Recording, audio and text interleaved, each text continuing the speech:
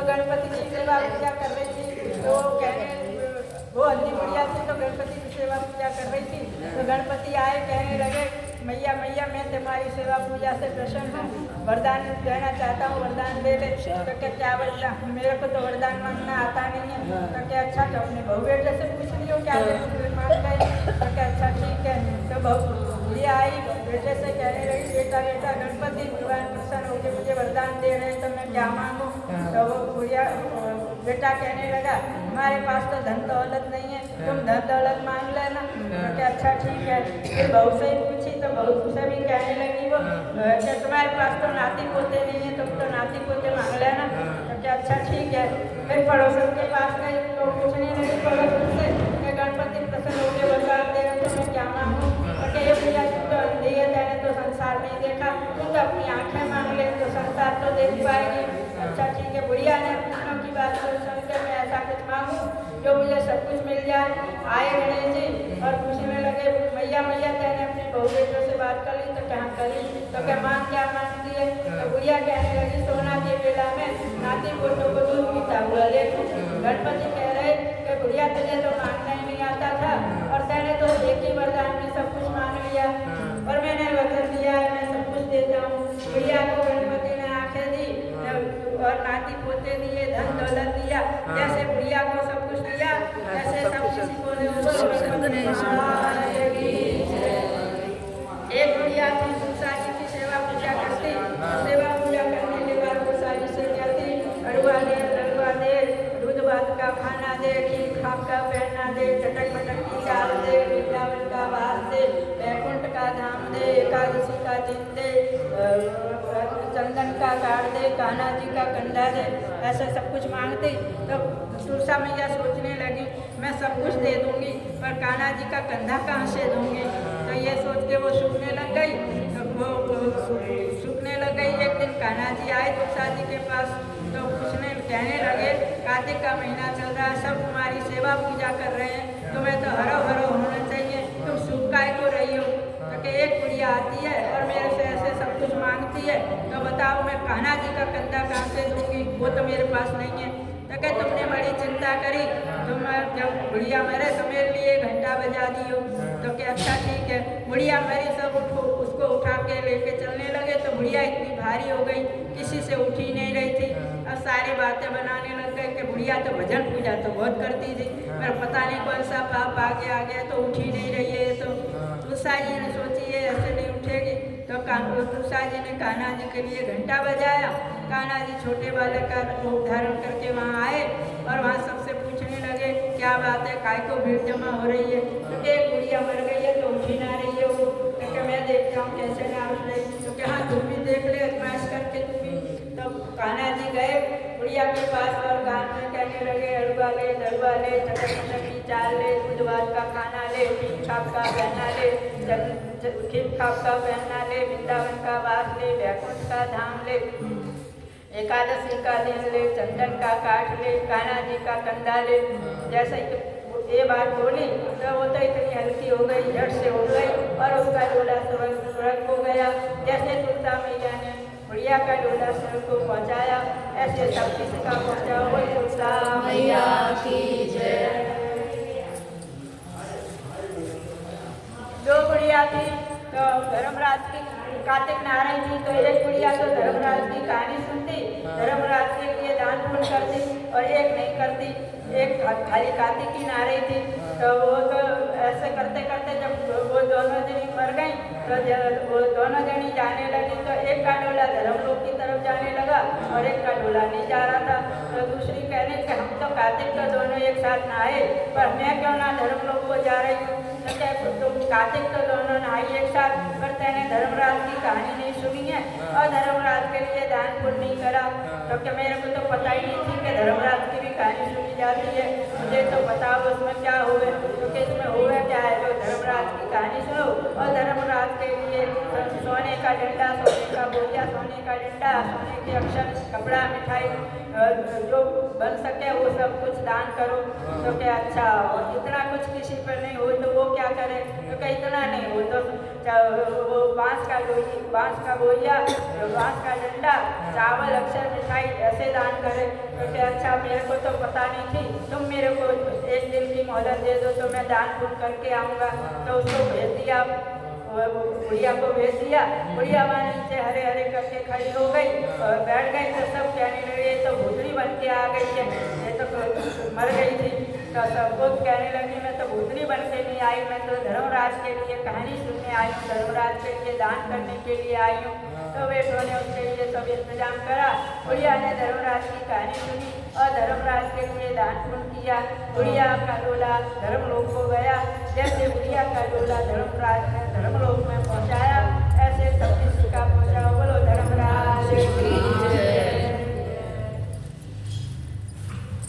तो सास तो उठी तो सास कहने लगी मैं तो गंगा जी नहाने जा रही हूँ। तो बहू कहने लगी मेरे को भी ले चलो साथ, मेरा भी मन कर रहा है गंगा जी नहाने के लिए। तो बुढ़िया कह रही है बहू बेटी ना जाए करे, वो तो घर में काम करे, बड़े बुढ़े जाते हैं। तो वो क्या अच्छा कोई बात नहीं है। बहू अपना मन महसूस करके घर में ही रह गई। तो बुढ़िया गई गंगा जी नहाने के लिए। तो बुढ़िया तो गंगा जी में गोते लगावे, लेकिन घर में उसका तो मन, बहू का मन था गंगा जी नहाने का। तो उसने एक कटोत में जल भर लिया और गंगा जी का आह्वान करके कहने लगी मन चंगा तो कटोरी में गंगा। तो गंगा मैया उसके लिए वहीं आ जाती है और रोज ऐसे स्नान करने लग गई। ये तो जब प्रिया का कंगन वहाँ गंगा जी में गोता लगा रही थी तो गिर गया। तो इधर बहू नहा रही थी तो गंगा मैया ने उसको कटौती में कंगन आ गया। तो वो नहा रही थी तो उसके हाथ में आया कंगन। तो ये तो मेरी सास का है, उसने उठा के रख लिया। उधर से बहू वो सास आई गंगा जी नहा करके रोज ये चिल्लाते हाय हाय हमारा तो कंगन ही गया, अब तो अच्छे गंगा जी नहाने के लिए गए। तो बहू कहने लगी ऐसे काय को रो रही हो, क्या बात हो गई? तो मेरा तो हमारा तो कंगन ही खो गया गंगा जी पे उतर करके। तो क्या तुम रो काय को रही हो? गंगा मैया ने तो मेरे को घर बैठे ही कंगन दे दिया तुम्हारा। तो क्या तेरे पे कैसे आ गया कंगन? तो क्या मैं तो तुम तो मुझे ले नहीं गए, मैंने अपने मन से इधर ही कटौती में पानी भर लिया और उसमें ही मैंने गंगा जी से कहा कि मन चंगा तो कटौती में गंगा। गंगा मैया मैं तो यहीं रोज ऐसे स्नान कर रही थी, एक दिन ये तुम्हारा कंगन भी मिल गया मुझे।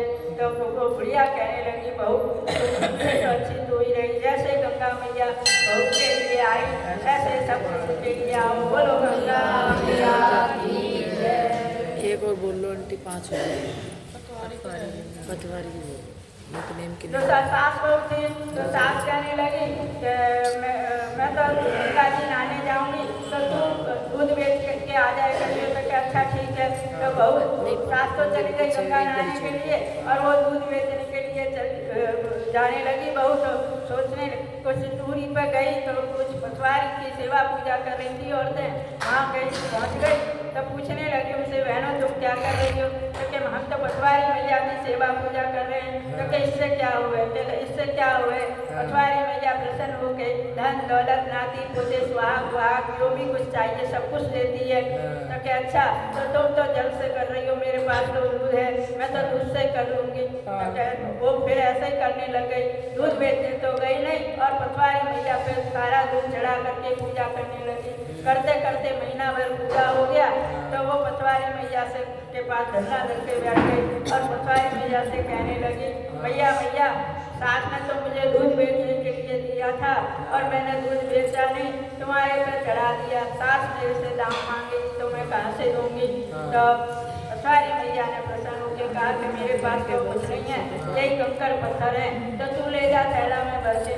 तो बहू तो सरल भाव की थी, उसने तो थैला में कंकड़ पत्थर भर लिए और लाके अलमारी में रख दिए। सास आई तो कहने लगी बहू मैंने तेरे को दूध बेचने के लिए कहा जो दाम इकट्ठे हुए हैं वो मुझे दे दे। तो कहा मैंने अलमारी में थैला भर के रखे ले लो। तो सास ने अलमारी खोली, थैला निकाला, खोल के देख दिए तो हीरे मोती जवाहरात सारे घर में बिखर गए। तो तो सास कहने लगी दूध बेच के तो इतना धन मिल नहीं सकता है। तो बहू से कहने लगी बहू सच्ची बता तू इतना धन कहाँ से लेके आई है, दूध से तो इतना मिलेगा नहीं। तो बहू कहने लगी तुमने मुझे जो दूध बेचने के लिए दिया वो मैंने पटवारी मैया पे चढ़ा दिया, मैंने तो बेचा नहीं था दूध, तो मुझे तो पटवारी मैया ने प्रसन्न होकर सब कुछ दिया है। तब वो सास कहने लगी अच्छा पटवारी मैया इतना कुछ देती है तो मैं भी कार्तिक नहाऊंगी, पटवारी मैया की सेवा करूंगी। दोबारा कार्तिक आया तो बुढ़िया भी सास भी जाने लगी पटवारी मैया की सेवा पूजा करने के लिए। दूध लेके चली तो उसके मन में कपट आ गया, लोभ आ गया कि मैं पटवारी मैया पे दूध बेच आऊंगी और पटवारी मैया पे घड़िया धो करके चढ़ा दूंगी तो पटवारी मैया तो इतना धन दे ही देगी, तो मेरे तो दुगने दाम हो जाएंगे, दो जगह से मिलेंगे। तो ऐसे उसने जो सोचा ऐसा ही किया, सारा दूध बेच आई और हड़िया धो के पटवारी मैया पे चढ़ाने लग गई।